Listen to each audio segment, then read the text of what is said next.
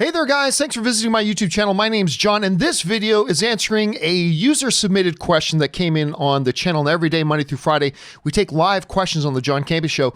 But every once in a while, somebody sends in a tip or a super chat that's like $50 or more. And I like to honor those by answering those questions on the show, but also answering them again in their own standalone video. So that's what we're gonna do right now.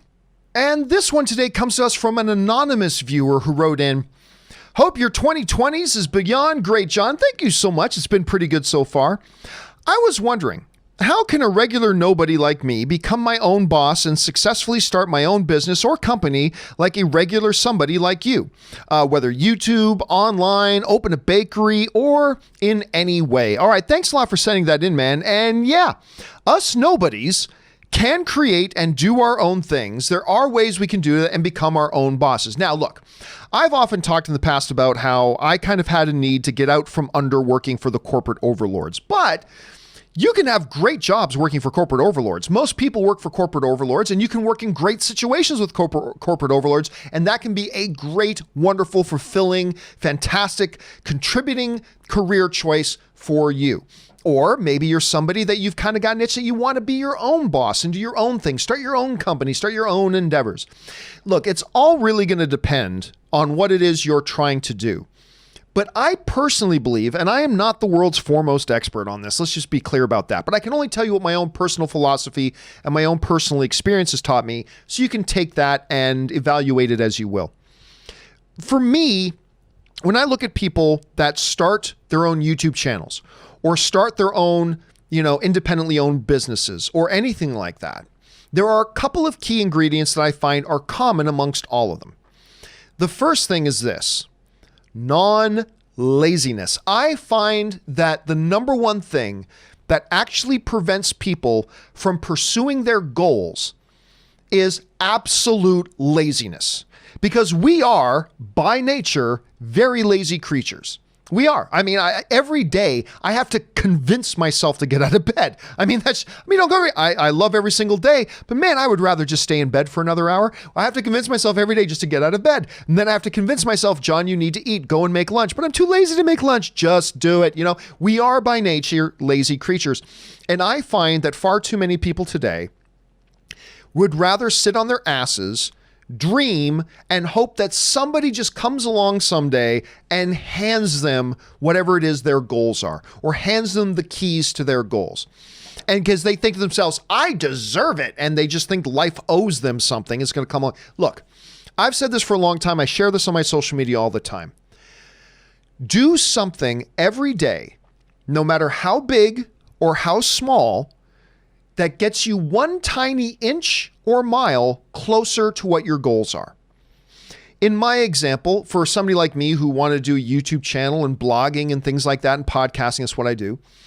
Every day I would do something. I would write a blog post. I would do a little bit of reading on modern, podcasting, blogging, YouTube trends. That's just a little thing, but it's doing something. I would read and research different cameras. That's doing a little bit of research. That's a tiny thing, but it's still something. Do something every day that moves you a little bit closer to what your goals are. Maybe it's making a phone call to somebody that you need to have a conversation with. That's a tiny thing, but it's something that gets you. Do something every day that moves you closer towards your goals. Maybe it's going out and doing an 8-hour build and putting together something, maybe it's painting a room in your house that you want to use as an office and you're putting in elbow grease and it's an 8-hour day doing it. Do something every day that moves you closer towards your goals. So actually buy a mic and try doing a test podcast that you don't intend for anybody else to ever hear. You're just doing it to hear how you sound and figure out if you're good at it and what you're good at, what areas you need to improve upon, testing out the gear, all that kind of stuff. Do something every day that gets you closer to your goals.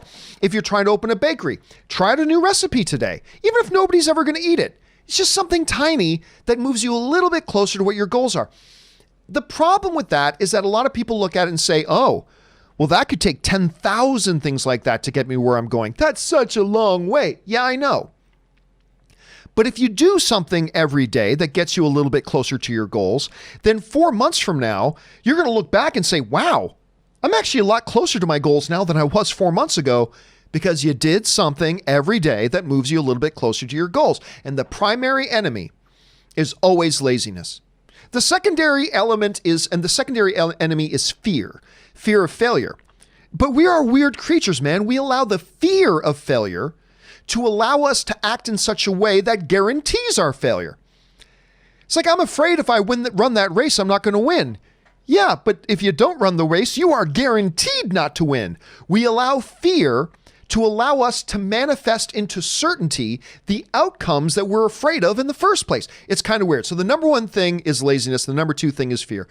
I believe when you look at people who accomplish their goals, or at least in the process of accomplishing their goals, they are people who have found ways to overcome that laziness and found ways to overcome their fear. And those, I believe, are two main things, whether you're talking about YouTubing, whether you're talking about industrial design, whether you're talking about the service industry, whether you're talking about owning a cab company, whatever it is, I found that these two things are going to be there for all of it, and you've got to push through them in order to do what you want to do. But anyway, like I said, I'm not the world's most foremost expert on any of this stuff.